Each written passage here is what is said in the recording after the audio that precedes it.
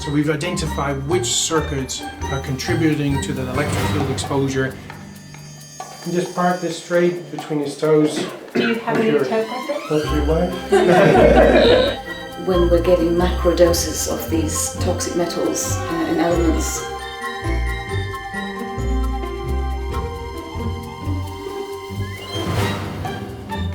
Now we're looking at 51, 50. Now we're looking at 6,000. 6,000 microvolts. So it's actually what kills most people, the inflammatory process. And then you can see there are 2 LEDs and 1 receiver. the room has already been shielded with a shielding paint.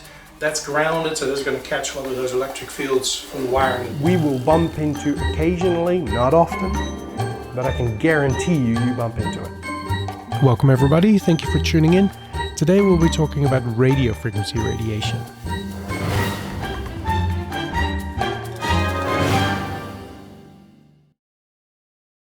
Hello, welcome everybody.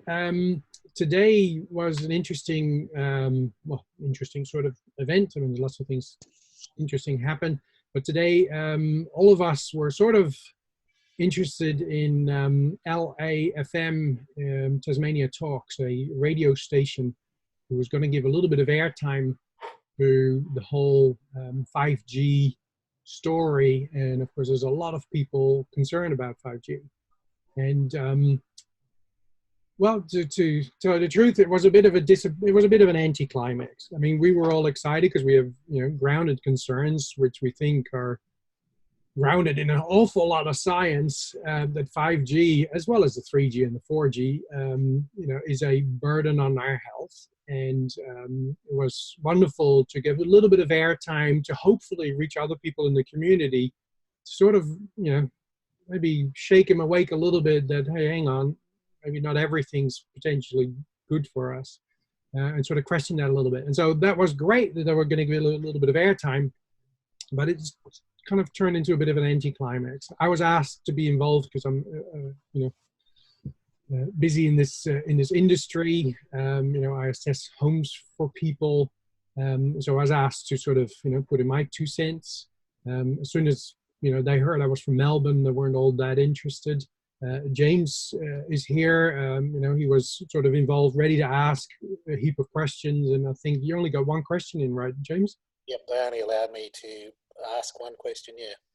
1 question, which was sort of dismissed off the table. And so it wasn't really at all a possibility to bring something to bring something on the table, which is disappointing because this whole 5G discussion is very heated around the world. There's a lot of people very worried. As far as we're aware, there's been no specific testing on 5G for health risks alone. They keep grasping back at research that's 30 years old that looked roughly at the whole spectrum of frequencies, then decided that there was no thermal properties and no health effects. They keep hiding behind the facts that non-ionizing radiation cannot knock off an electron. And it's of course ludicrous because there's lots and lots of biological changes that can happen without knocking off an electron, and there's an enormous amount of research to support that. Actually, there's north of 20,000 peer-reviewed, meaning quality, peer-reviewed research studies on this subject, looking at particular parts, the cells, the bodies, community research, the majority of which indicate harm. And so there's thousands of people around the world, including doctors, speaking out, risking their careers to speak up in hospitals and clinics, and getting themselves in all sorts of trouble for speaking out that this is going on around the world. As countries are being locked away and locked down, we hear reports from everywhere that nobody's allowed in the street except 5G installers. They seem to be crawling around the city like crazy, installing 5G whilst nobody's looking. Anyway, so we thought, let's get together, let's do a little video recording, let's make this available online for people who might be looking for what the story was with the LAFM Tasmania Talks and this supposed talk about 5G, which didn't really happen. We are a little bit disappointed in LAFM, as in, They're the journalist, right? They're supposed to do the digging, right? They're supposed to bring the truth to the surface. And sadly, we see very, very little of that. Journalists report on what one person says, and that's not journalism. Dig a little deeper. Why do we have to tell you that there's more than 20,000 peer-reviewed research studies? You should have figured it out yourself. It's not that hard. Maybe to give you a couple of links, bioinitiative.org. You can get a 1,600-page document about the available research. Firemedical.org, which is physicians, what does it stand for again? Physicians for Radiation Information or something. It's a group of doctors that's trying to educate other doctors. The Environmental Health Trust. What's the website of that, John? EH Trust? I think it's EH Trust, yes. EHtrust.org. Yeah. Okay, so anyway, so the aim of this is to basically say, okay, great. Well, we were ready with the questions. There was going to be a Telstra representative, and for those outside Australia, Telstra is like the big telecommunications company over here. And of course, it was a completely pointless, right? This is a company. It's a company. It's profit driven. It has a responsibility to its shareholders. So goodness, why would we expect anybody in Telstra to take a precautionary approach that radiation might be harmful if the government doesn't require them to do so? I mean, how would they even justify that to their shareholders? But it was a pointless discussion, pointless. But it was an opportunity to bring some questions on the table and let the community have a little bit of a think about it, that not necessarily everything that's being approved for you, that's necessarily safe.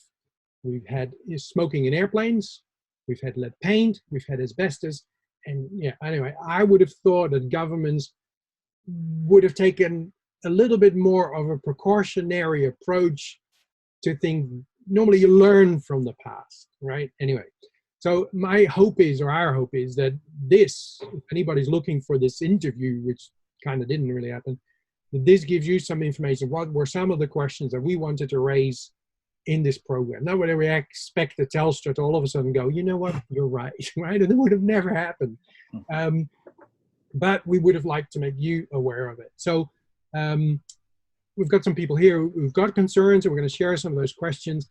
And I mean, goodness, we'd love LAFM to sort of go, you know what, we could do better, right? And we'd be very keen to have a discussion. It'd be nice if it was longer than 35 seconds, all right? And if we could ask a question and actually elaborate and just let a journalist pick our brain, you know, instead of the big telecommunications company.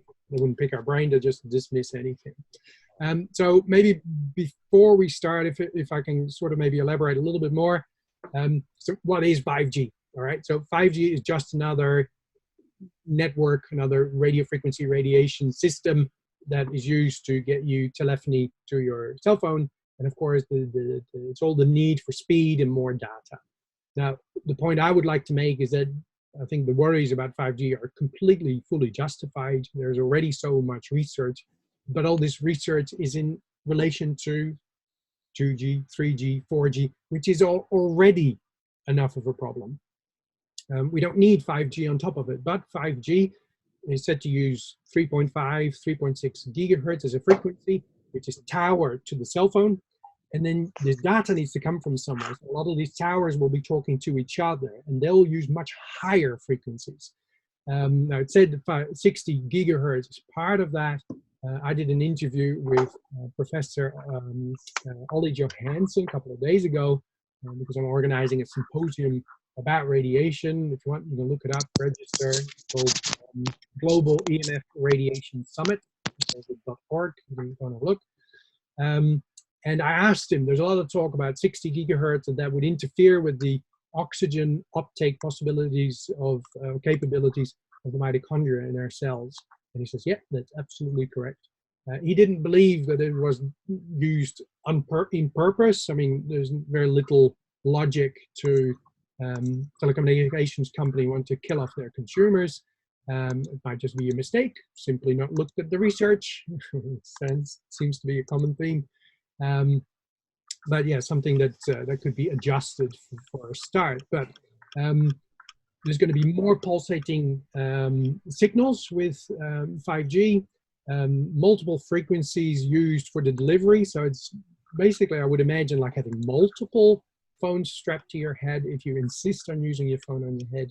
And with having a phone to your head, in case you weren't aware, most phones in the general settings, privacy settings, safety settings, it actually mentioned you're not supposed to put that thing against your head, because you may then exceed the radiation standards the government have said, which are already very easy.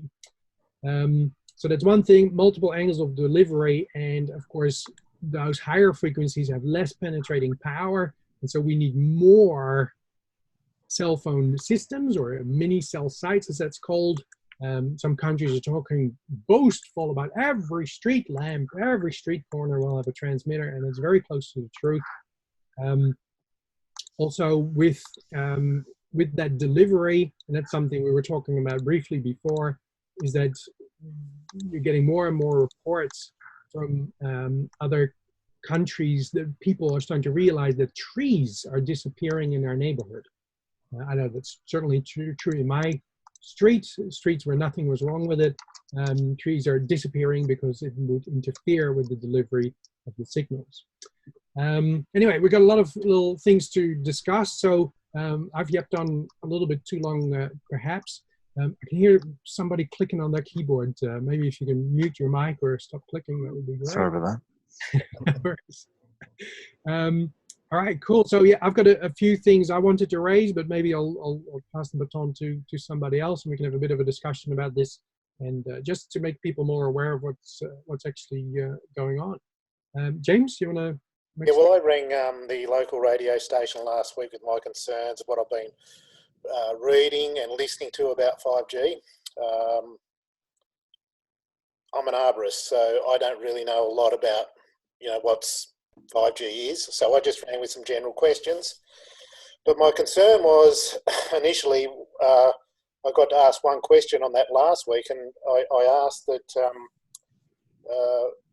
with everything at the moment, with everything being locked down, everyone being told to stay at home, we've noticed a lot of activity with 5G towers going up, and that was my question. And Tasmania Talks said, we will look into that for you.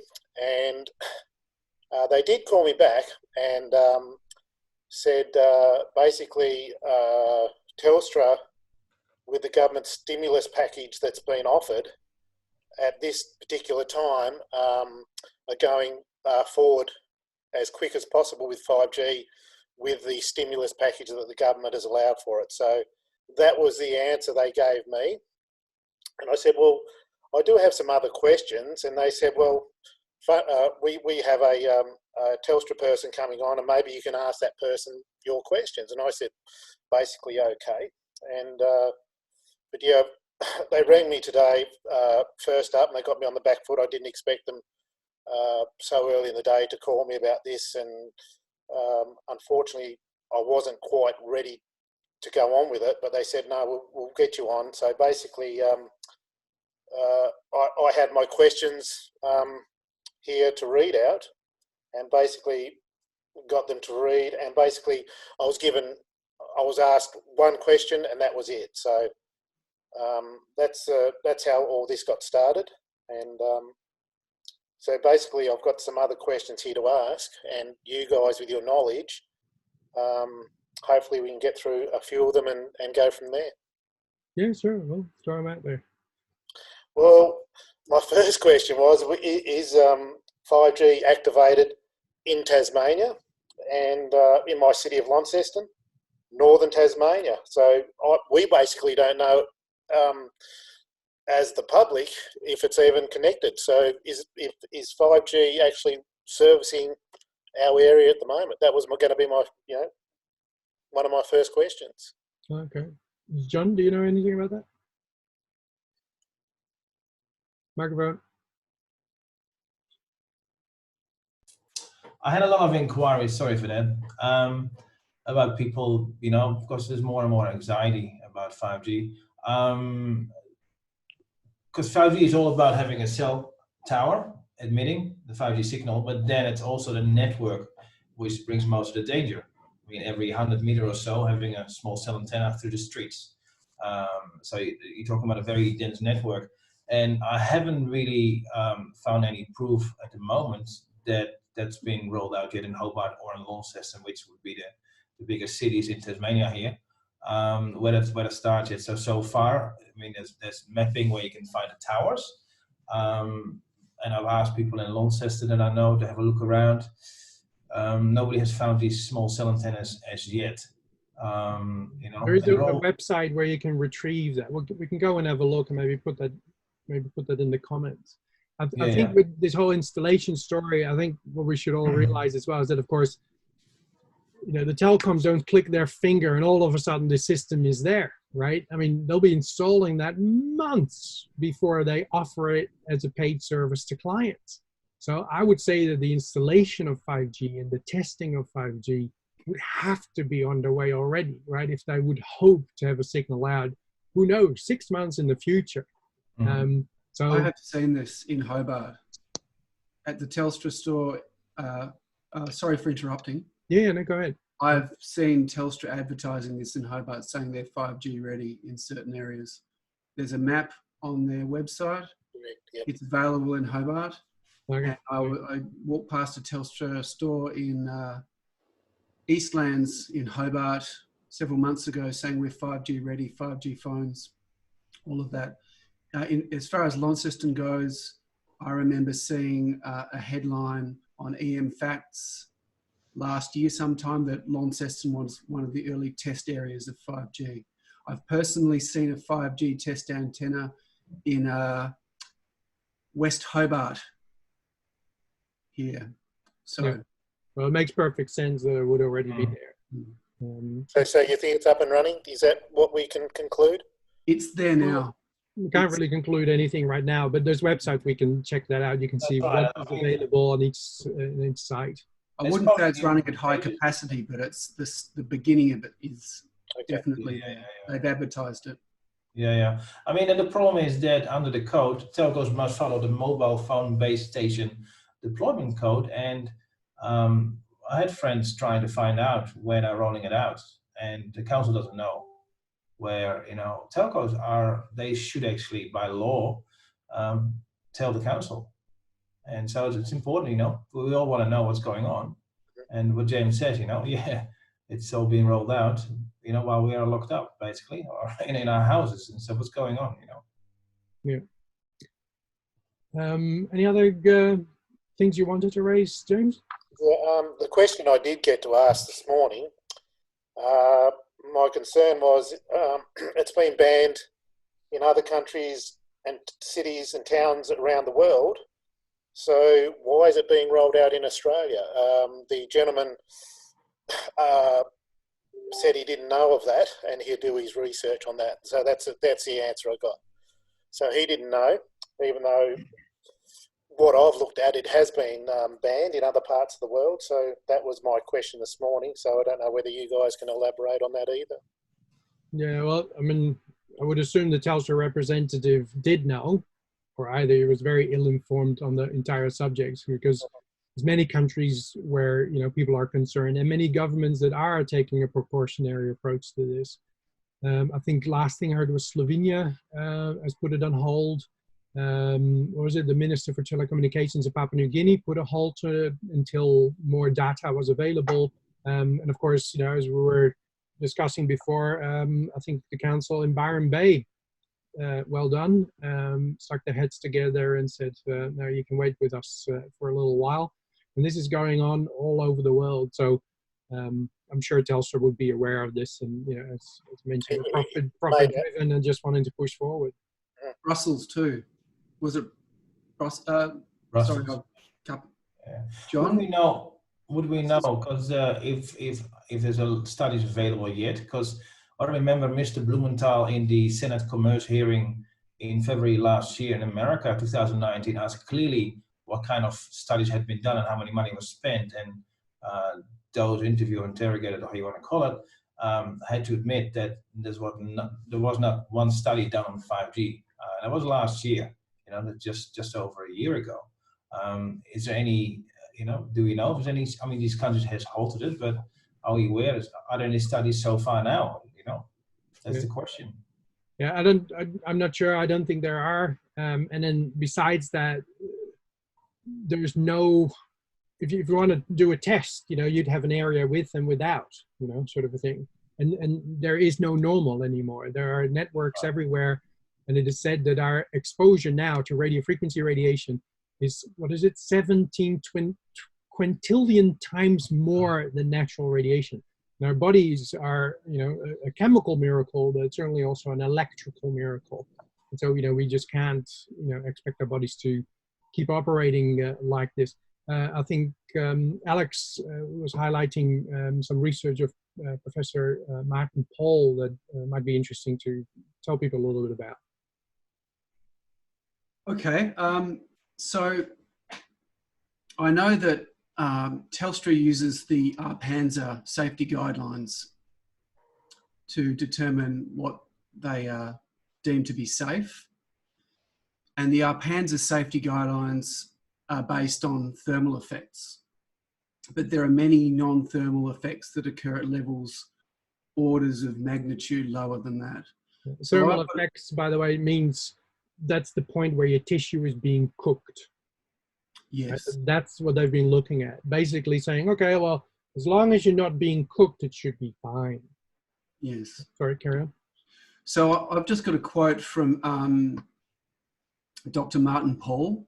This is a document that you can find on the internet. It's called 5G, Great Risks for EU, US and International Health. Compelling evidence for 8 distinct types of great harm caused by electromagnetic field exposure and the mechanism that causes them. So this is from page 78, chapter 7, The Great Risks of 5G, What We Know and What We Don't Know. So 2 issues that are essential to understanding 5G. One is that pulsed EMFs are, in most cases, much more biologically active than a non-pulsed, often called continuous wave EMFs. A second is that the EMFs act by putting forces on the voltage sensor of the VGCCs, and that means the voltage-gated calcium channels. This is something in everybody's cellular makeup. So, going on, opening these calcium channels and allowing excessive calcium ions to flow into the cell. The voltage sensor is extraordinarily sensitive to those electrical forces, such that the safety guidelines are allowing us to be exposed to EMFs that are something like 7.2 million times too high. Yeah. So this is a study that draws on dozens of peer-reviewed studies that show biological harm from non-ionizing radiation. Yeah. So the evidence is there, it's being disregarded. Yeah, there's an enormous amount of studies, and there's voltage-gated calcium channels. So you get an influx of calcium in the cell that's not supposed to be there, and so that's an oxidative stress. Well, that means that the cell is getting damaged because of that. And you get premature cell death as well. And so this is in every cell in your body that can be affected by this. And that's why the symptoms of EMF radiation exposure can be so incredibly wide-ranging. I mean, there were studies done years ago, on the effects of radiation, microwave sickness and those sorts of things. But the symptoms can be incredibly wide-ranging. And the central nervous system has a lot of these voltage-gated calcium channels. That's why it's expected that we're seeing so many central nervous system related issues with people as well. Cameron, you had some concerns as well?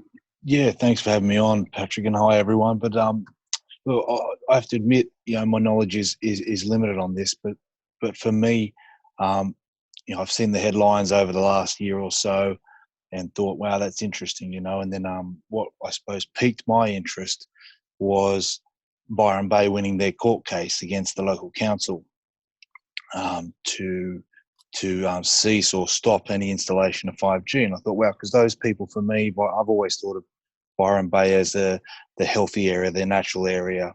And I suppose I come to you as a concerned parent who's tried to provide, I guess, a relatively healthy lifestyle for my kids. I've limited the sugar they eat, the McDonald's, those sort of things, to the bare minimum, parties and whatnot. So for me, as a parent, I'm concerned with what this is going to do to the immune system, which is our biggest defense against all sicknesses. So for me, that's what the first thing I thought was. For everyone, but for the kids, as a concerned parent, these things are going up in schools. So I was wondering, what you guys know about how this affects the immune system.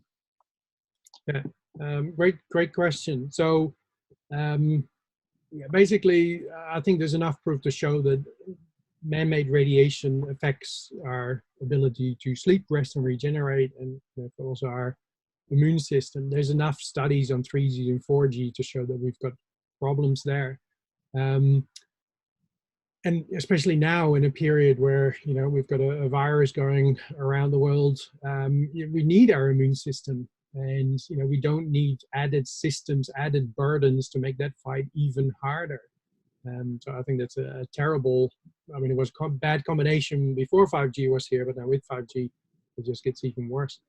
In terms of schools, there's a little bit of research that I know about. Of course, on Facebook, you just have to join the Stop 5G Facebook groups that there are numerous of, and safe wireless technology groups and concerned parents groups. There's lots of schools that are waking up to the fact that there's cancer cases. The school in Ripon in the United States, 4 kids with cancer in that school, and of course a gorgeous big phone tower on the school grounds.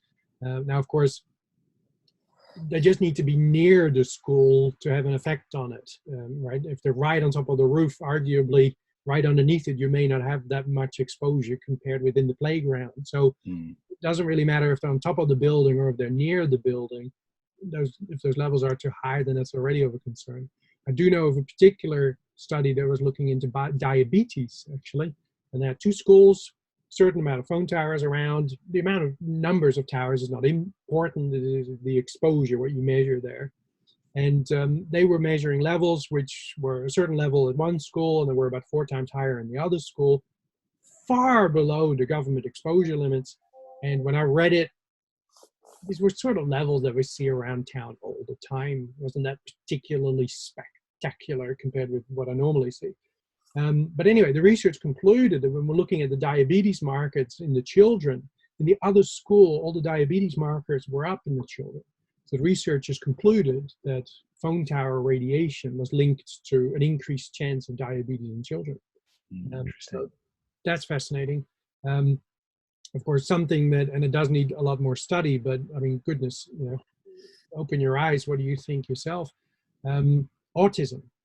We used to have 1 in thousands used to be autistic. Those numbers are out of control. I think it's now 2 in 45 or something. Something like that, yeah. Just walk into a school and look into classrooms with 30 kids. Those numbers hold up perfectly. There's simply 1 child with autism. And something's going wrong. I remember it's an older study, but there was a town again in the United States where there was a naval base. And they had a new radar installed. And when this new radar came, the numbers of autism went dramatically up in the town. So there are links there are concerns, and something I'm sort of passionate about. Everybody in this room, right? We're all old enough. We saw the introduction of the cell phone tower, right? The cell phone. I got a beeper. Right? Nobody ever beat me except my mother, right? But it was cool to have one, right? And then the phone towers came, and you had to, I grew up in the Netherlands, and then it was called a Kermit. You had to drive up to the tower to make a call. If you drove away, then you couldn't make a call anymore. And then we got those big bricks, right? With the big antenna, all that sort of stuff. So when we were conceived, right? When we were growing up, none of this stuff was around. No. Right? We we grew up with electricity, and that was the worst thing that was about, which also has effects into bedrooms, but that's a whole different story. And so we kind of grew up, our cells multiplied, and we got to adulthood without all this rubbish, and then we were exposed to it. The generations right now, they're exposed to it from their own conception. Children We have no idea what we're doing to ourselves. There's heaps of scientists worried that we've already done DNA damage where we won't know the effects of until we're 5 generations down the track, and then it's too late. We're the guinea pigs, right? Well, exactly. We're basically in a very slow cook microwave oven, seems like. So, so that's an issue. And then, you know, from a fertility perspective, right, when we have our children growing up, and we would like them to have healthy babies when they get to adulthood, right? Well, from a fertility perspective, I know that there's studies on male fertility. I know there's a study of a male fertility clinic that was a decent study. It was like 600, 700 men in the study. And they simply asked them, how many hours of exposure to a cell phone do you have? 0 to 2, 2 to 4, 4 to 6, 6 to 8 hours.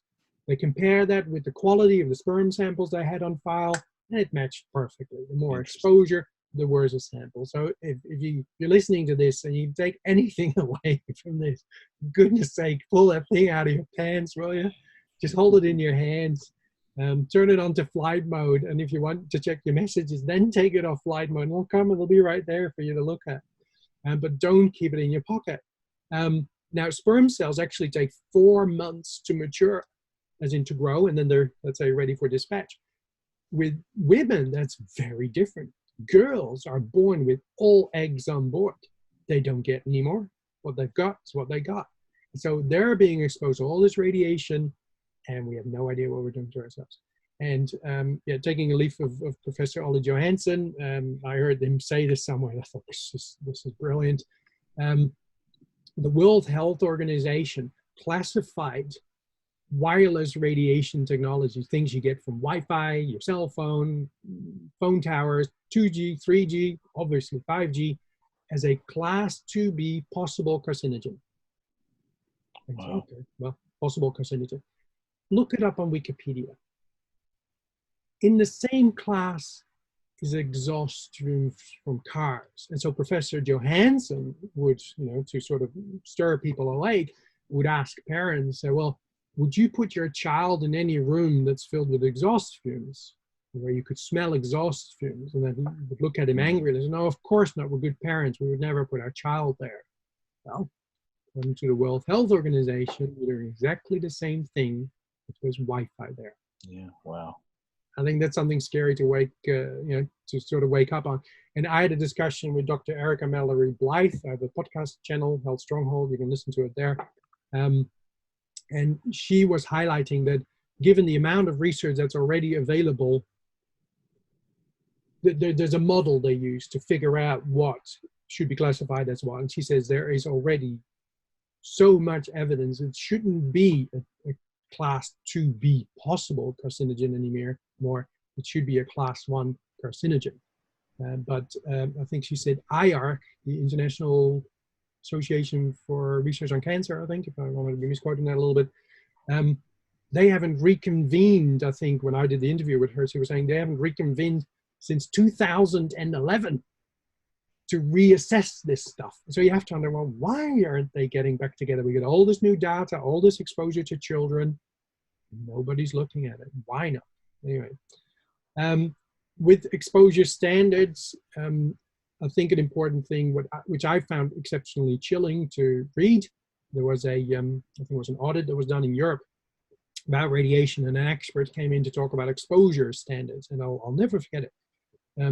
He was, I might be paraphrasing a little bit, but he basically stated that exposure standards are set knowing full well that they, as in exposure standards, and what's the maximum we can be exposed to, they're set full well knowing that they couldn't possibly be safe for 100% of the population. There will always be a percentage of people that cannot deal with it. And that is considered an acceptable economical loss. As in, we can't make it safer than that because that's going to cost us money. So I think that was exceptionally chilling. I had to think about the 2000 Stewart report that advised not to have a mobile phone tower within 100 meters of a schoolyard, talking about schools again. And then at the time, 2000, we looked at 900 megahertz. While we now have inside of the schools, laptops all connected to Wi-Fi, which most of the time is 2.5 times the levels, and it creates hotspots in between the classrooms. And no wonder, and people don't realize that Wi-Fi on 2.4 gigahertz is basically the same frequency in a microwave. The difference is the power density. So in the microwave, it's meant to shake the cells. And of course, the power density is 220 volts. Wi-Fi is the same frequency meant to shake the cells. Doesn't have the same power density, but it's still meant to then slower cook the cells. I mean, it has a battery. And in a router, of course, it's pushed out hard as well. But people have no idea. And in that school might be also wireless DECT phones, with the cradle. Most of these don't shut off, and they can go up to even 6 gigahertz. And it's constantly rating, and it's like having the mobile phone tower inside of often on the desk for the teacher, inside of basically there. So if you have a mobile phone, there's a much further connection, probably a minimum a kilometer in between. But there you have the phone in the cradle. So yeah, people have no idea what's going on at the moment, and they should know. Yeah, and in schools, they got all these devices on their laps, right? Yeah. Things in their pockets, and it just doesn't stop, and nobody's taking the time to look into it. Schools say, well, if I can buy the router, then it's safe. We've done our due diligence. Maybe not. And that's another, I think, interesting thing to bring up. Lloyd's of London, who is a big insurance company, basically an underwriter to a hell of a lot of insurance policies that are out there. And they've removed liability for EMF radiation associated lawsuits from their policies years ago.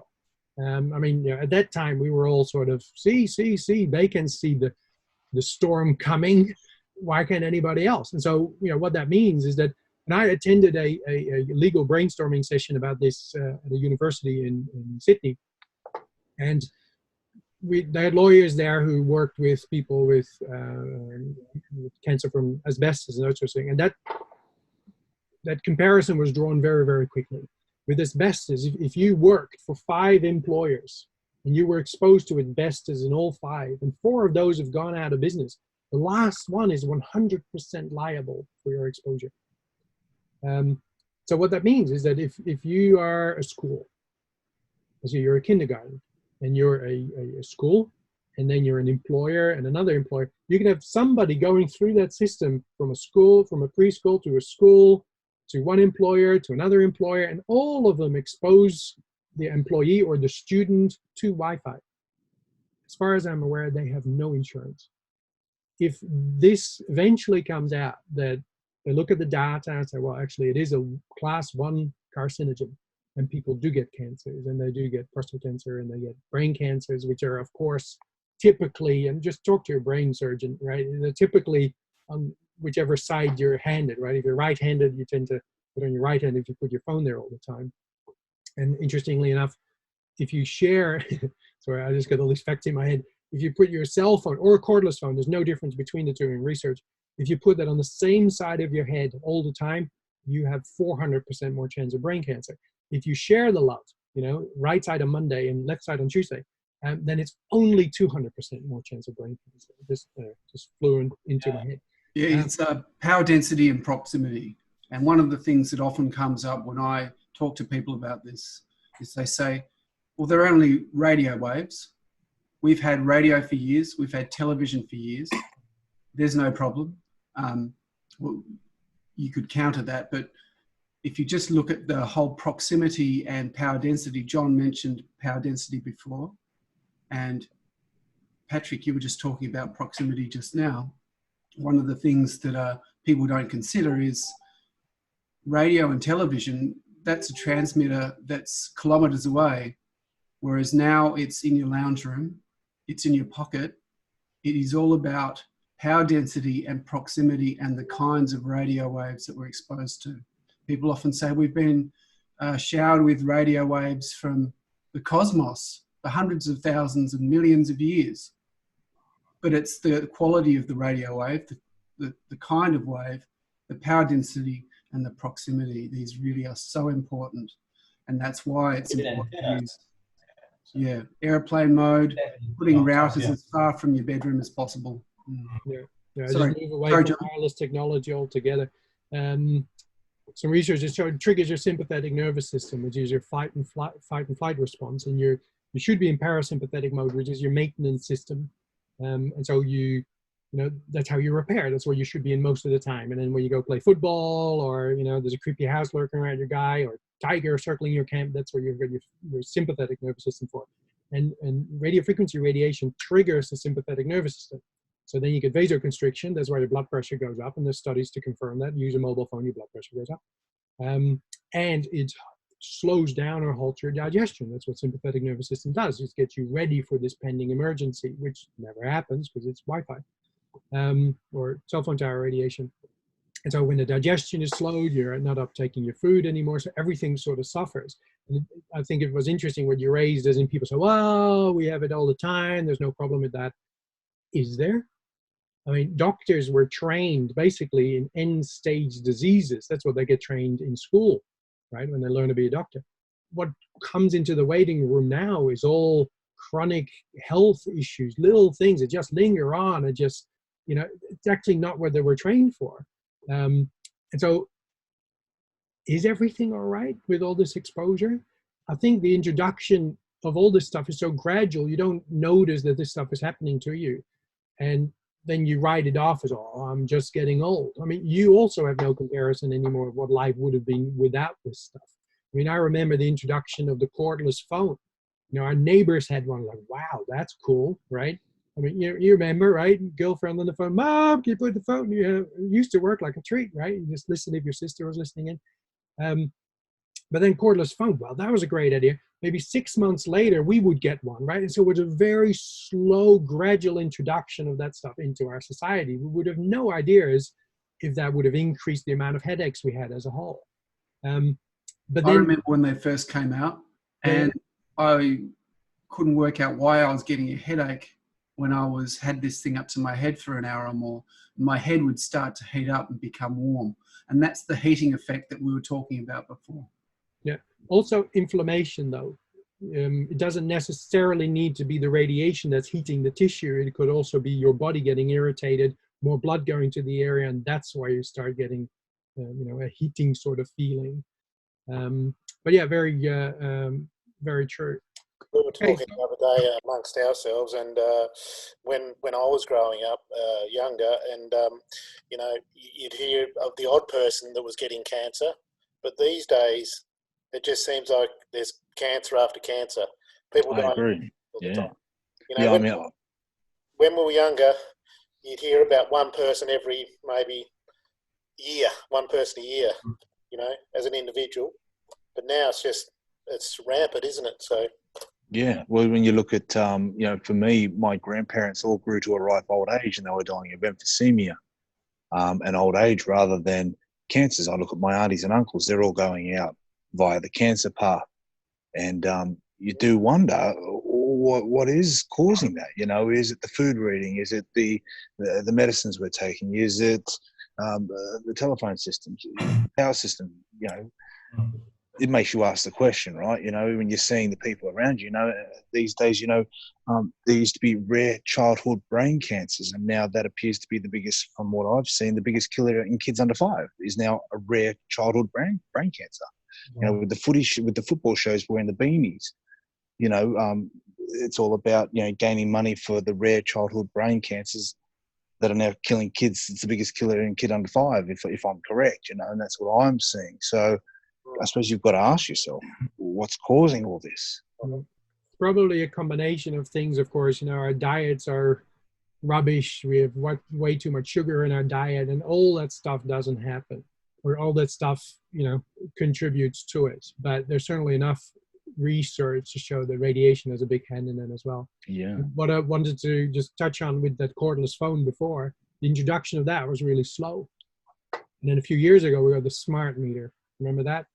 Right? Yeah. I mean, we had political parties formed to try and go against the introduction of the smart meter. And why? Because my philosophy is, these things were introduced so fast because the installers were paid by the install, right? You remember, they would turn up, you tell them to go away, they'd wait around the corner, and if you left, they sneak in, put a smart meter in, right? Because that's what they get paid for. And so the introduction of the smart meter, who's incidentally not that powerful or bad when it comes to a smart meter. Even our local SP Ausnet over here, they put out a brochure because of public pressure that our smart meter is bad for us.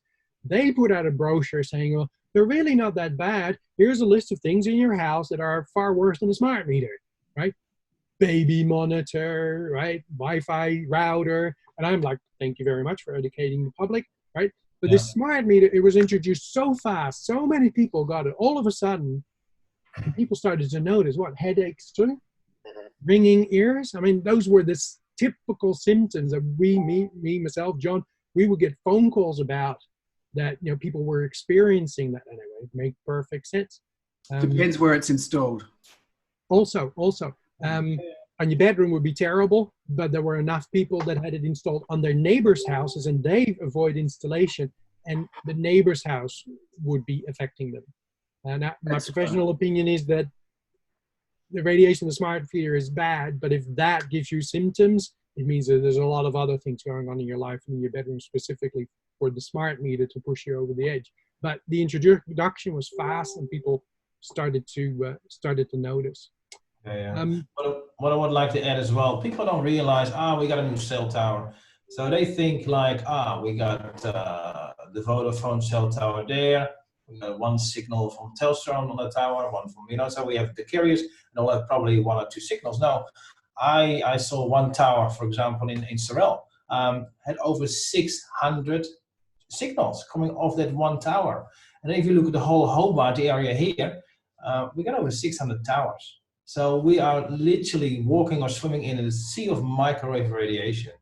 It's not like 10 signals maybe, so that comes on top of all the Wi-Fi inside the shopping malls, inside our own houses. It's, it's like a swamp we walk through basically. But I don't have real exact data, Anna, but just for those members of the public listening to it, just to keep your ears out, open, as in you heard it here first, sort of a thing. What I'm hearing from doctors, because I deal with people in many different countries, nosebleeds in kids. You hear more and more about nosebleeds in school. I'm not saying it has to be related to 5G, but keep your eye out for it. Another thing we hear, because I'm involved with some of the Stop 5G Facebook groups, something that's at the moment a lot of people are talking about is skin rashes. And that again is one of the specialities of the Professor Ollie Johansson, who basically was a skin expert and basically puts electrohypersensitivity on the map, where people have a lot of trouble dealing with radiation exposure. And it all started with skin rashes from using equipment that produced EMF radiation. So anyway, keep an eye on that sort of stuff. Just before you go on, Patrick, I'm going to have to go. Thank you so much for inviting me.